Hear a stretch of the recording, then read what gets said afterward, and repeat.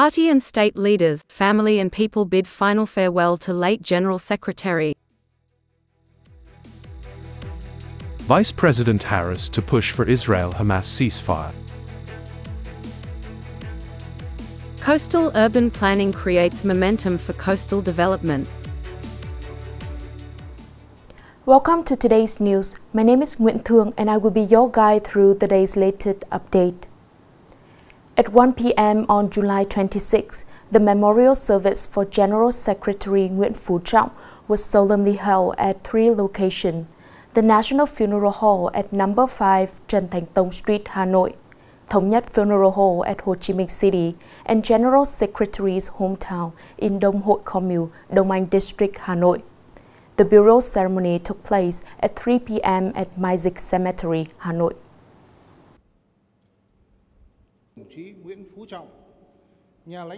Mr. Luong Kung, Party Central Committee's Secretariat Standing Member, head of the Funeral Organizing Committee, presided over the memorial ceremony. After the national anthem, State President Lam delivered the funeral eulogy. A minute of silence was observed to honor General Secretary Nguyen Phu Trong. After the memorial ceremony, the hearse carrying General Secretary Nguyen Phu Trong's coffin departed from the National Funeral Hall. It traveled through various routes toward the central area of Hanoi, heading to the final resting place. Once the honor guard completed the burial, the family, party and state leaders, and delegates observed a moment of silence, walked around the grave, and lit incense to bid farewell to General Secretary Nguyen Phu Trong at his final resting place. Throughout his life, General Secretary Nguyen Phu Trong relentlessly devoted himself to the revolutionary cause of our party and nation with a steel-like spirit and will, did not backtrack in the face of obstacles and difficulties, dedicated all of his sense of responsibility and revolutionary enthusiasm, worked till his last breath, and made wholehearted and all-out dedications to the party, the country, and the people, demonstrating a great figure living his life to the fullest for the country, the party, and the people.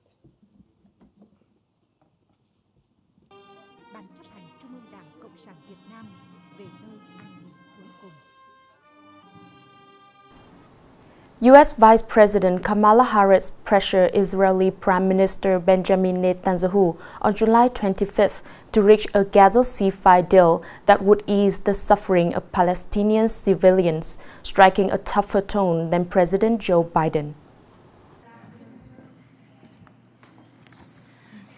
It is time for this war to end, Harris said in a televised statement after she held face-to-face talks with Netanyahu. Mrs. Kamala Harris, the likely Democratic presidential nominee after Biden dropped out of the election race, did not mince words about the humanitarian crisis gripping Gaza after 9 months of war between Israel and Hamas militants. Mrs. Kamala Harris's remarks were sharp and serious in tone and raised the question of whether she would be more aggressive in dealing with Prime Minister Netanyahu if elected president on November 5. But analysts do not expect that there would be a major shift in U.S. policy toward Israel, Washington's closest ally in the Middle East. At 1:30 a.m. on July 27, Vietnam time, the whole world turned to Paris and admired the most historic and spectacular event. The 2024 Olympic opening ceremony will mark a first in Olympic history. That's because for the first time ever, the opening ceremony will not take place in a stadium. Instead, it will feature thousands of athletes entering on the Seine River in a floating parade.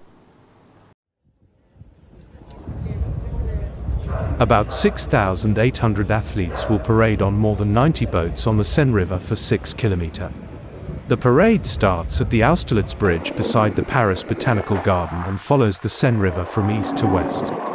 Athletes on the boats will get glimpses of several Olympic venues, including Le Concorde Urban Park, Invalides and the Grand Palais Palace. Several hundred dancers and musicians will perform on bridges and along the riverbank. The parade ends at the Iéna Bridge, which links the Eiffel Tower on the left bank of the Seine to the Trocadero area on the right bank. There, French President Emmanuel Macron will deliver opening remarks. Almost 600,000 people will attend the event, with an estimated 1.5 billion viewers around the world watching the television broadcast. Coming up next are some updated news. Vietnam Fruit and Vegetable Association said that in the first 7 months of 2024, the country's fruit and vegetable export turnover was estimated to reach more than $3.8 billion, an increase of 23.4% over the same period in 2023. China is still the largest market, accounting for 64% of the total export turnover with $2.1 billion in the first half of the year, up 22% over the same period. It was followed by the South Korea and the US market. Durian, banana and dragon fruit are the main products of Vietnamese vegetables. Along with positive signals from the market, Vietnam's fruit and vegetable export is forecast to earn $7 or $7.5 billion this year.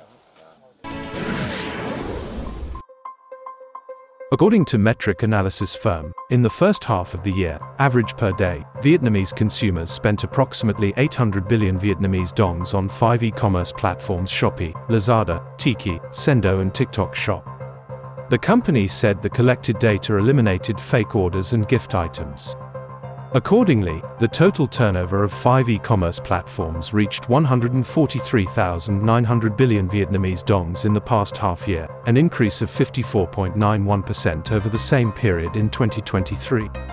This rate is significantly higher than the 7.4% growth of the retail industry in the first 6 months of the year.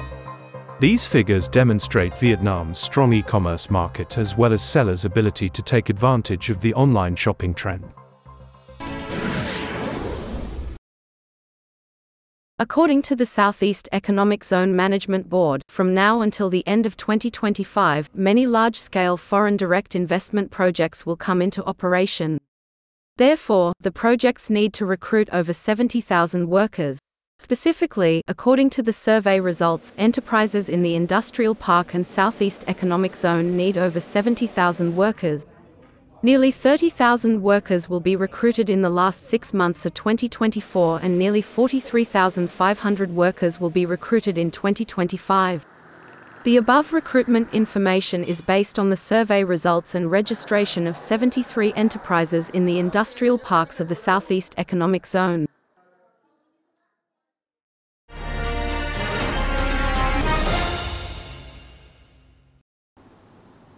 According to the planning for the period 2021-2030, with a vision to 2050, Nghệ An will have coastal urban area such as Vinh, Cửa Lò, Phú Diễn, New Urban Area, Sơn Hải, Quỳnh Nghĩa, Quỳnh Bảng, Quỳnh Lưu District. In particular, the development orientation for key coastal urban area will include Hoàng Mai City, Diễn Châu Town, Vinh City, and Cửa Lò Town.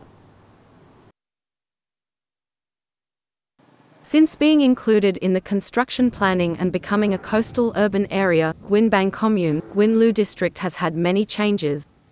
The commune has planned suitable urban functional areas while promoting investment attraction and exploiting the strengths of the Quỳnh Sea eco-tourism area.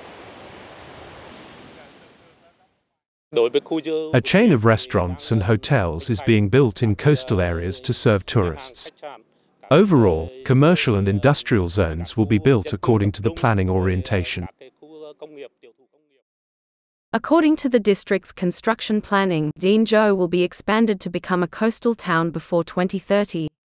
To achieve this goal, the local authorities is urgently implementing the urban planning of Dien Châu district.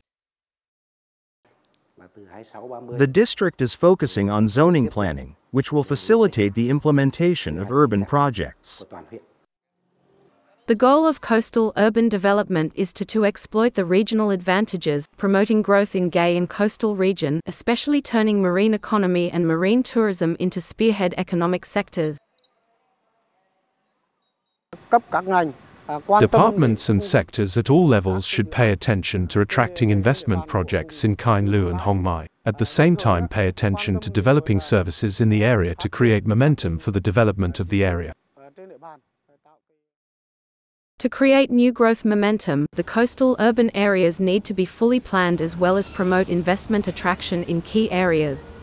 From there, promote coastal urban areas to become modern cities, contributing to the sustainable development of Gay and coastal region. It's time to say goodbye. Thank you for watching and see you next time.